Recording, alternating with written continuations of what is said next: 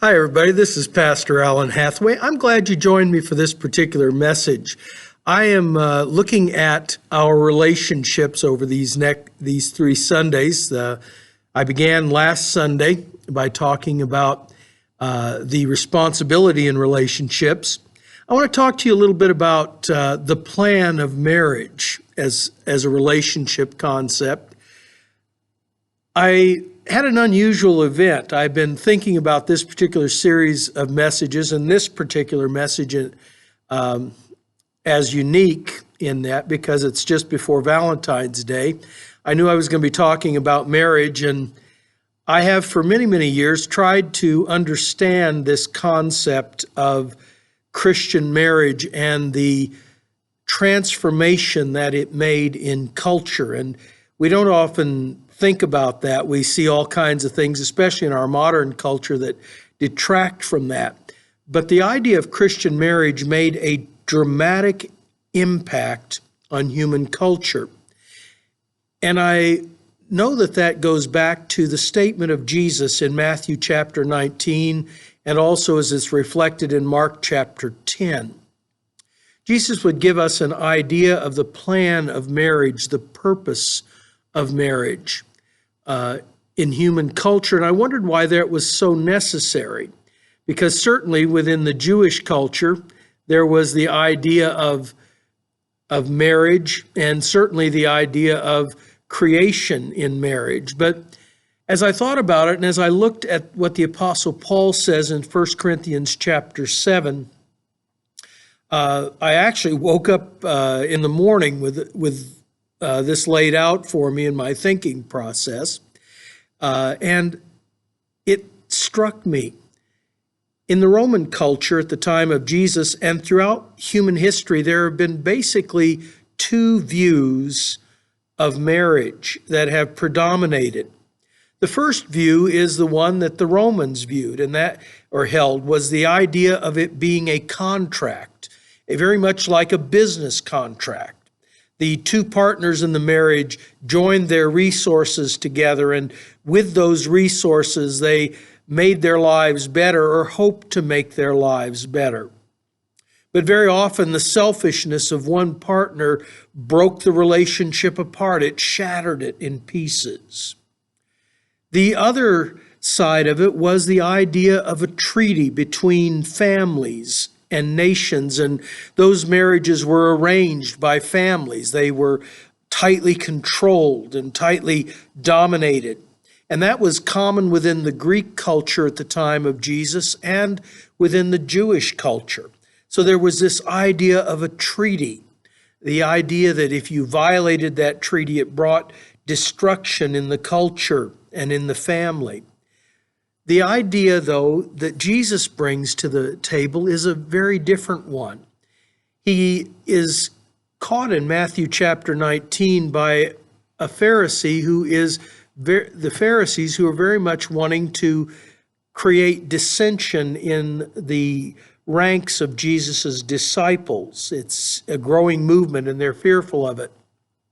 They remember or are aware that Jesus in Matthew chapter 5 had aligned himself, or seemingly aligned himself, with one of the schools that envisioned what divorce meant within the marriage culture of the Jewish people.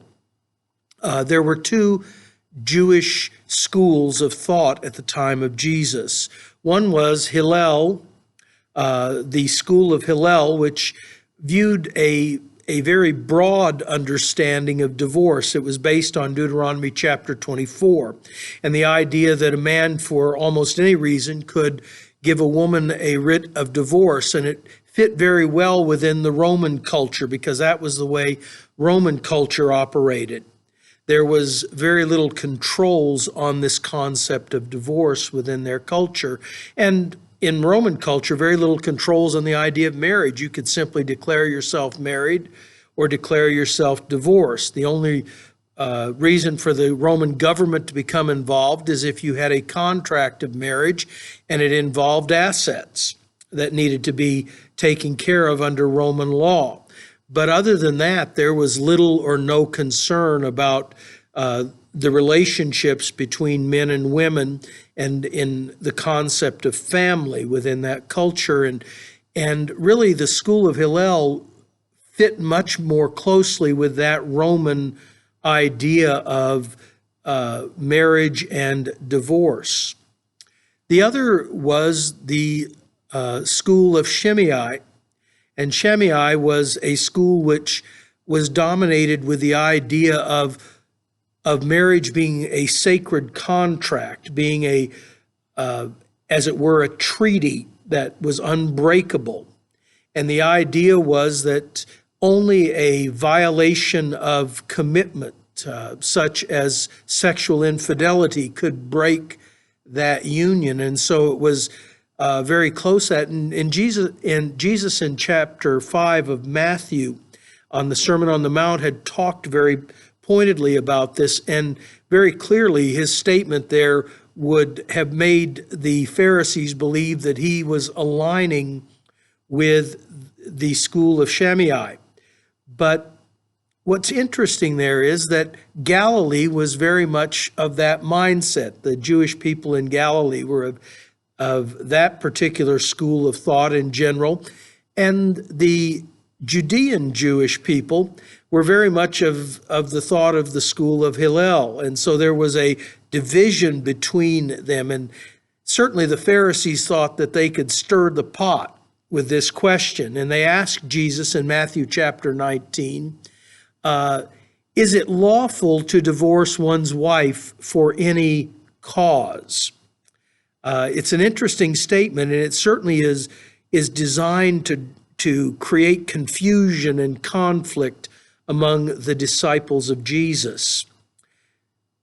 But Jesus answers them in a very different way and catches them completely off guard and really challenges his own disciples. He says, have you not read that the one who created them from the beginning, referencing Genesis chapter 2, created them male and female, and said, therefore shall a man leave his father and his mother and hold fast to his wife, and the two shall become one flesh. So they are no longer two, but one flesh. What therefore God has joined together, let no man or let not man separate. It is a powerful statement. It challenges both concepts that have developed through human culture. This idea of a contract where two people are just mutually bumping together to create a business deal that works in their best interest. Or the idea of a treaty between families where it is almost like two nations being joined together, and this idea of it being a sacred union because of this treaty concept. And really, Jesus challenges both ideas. He says, instead, it is a covenant before the Creator between two equal individuals who have come to this relationship with an understanding that they are making a commitment to one another, and they are creating in that commitment a family that stands before the Creator in a full understanding of his purpose and his plan for society and for humanity. It is a revolutionary concept, and Jesus says this is what God intended by the marriage relationship. This is what his purpose was in it, and this is what I am reestablishing, essentially. Well, it is stunning to his disciples because they have lived with these other concepts, these other ideas of what marriage is about in the culture.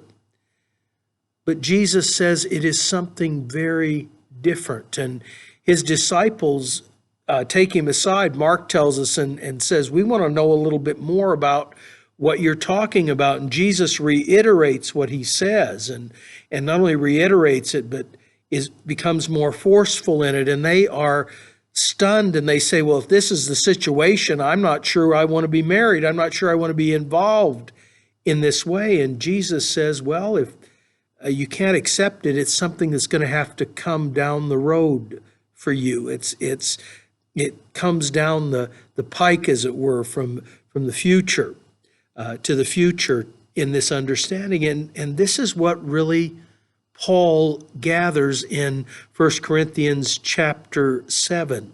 He talks very much about the concept of marriage, and he talks about the husband and wife being joined before God and before Christ. And that relationship is important and for Christians is indissoluble because it means a violation of integrity before God. It means that we have violated the purpose and the intent of God. But it also talks about how if a unbeliever, a person who is not a Christian, is married to a Christian, how that marriage is still holy before God if the person who is not a Christian is willing to live within those boundaries. It is a transformative concept. It goes on to talk about how important the children of that family are to God and how they are blessed. In fact, it is no accident that it's sandwiched in Matthew between Jesus' statements about integrity in our relationships in Matthew chapter 18 and the blessing of the children at the end of Matthew chapter 19, where we see the concept of the value of this relationship and the value of the produce of this relationship, children, to God. And we have lost that in our culture.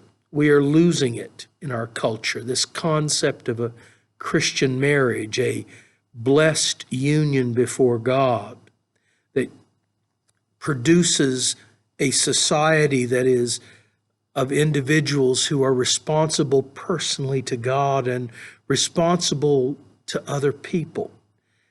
That really is transformative. As Christians, we need to understand that God had a plan in marriage, and that plan is something that changes culture. It changes us and it changes culture. I challenge you, if you're married, to remain faithful and to remain committed in that relationship, to respect your spouse as a fellow servant in Christ, and understand that your marriage is blessed by God, and to realize that you are making a difference in society as a Christian couple. If you're not married and you're thinking about it, I challenge you to go about it as a Christian and not just as a secular worldview. View it as a sacred responsibility before God and before other people. And if you're living together and you're not married, I challenge you to come to Christ and make a commitment to one another that is lasting. Because when you live in a world where there is no commitment, you destroy yourself and you destroy the future. And God doesn't want that. That's not his plan or his purpose for you, nor for those around you. God bless you. I hope you come to church. I'd like to see you. God bless.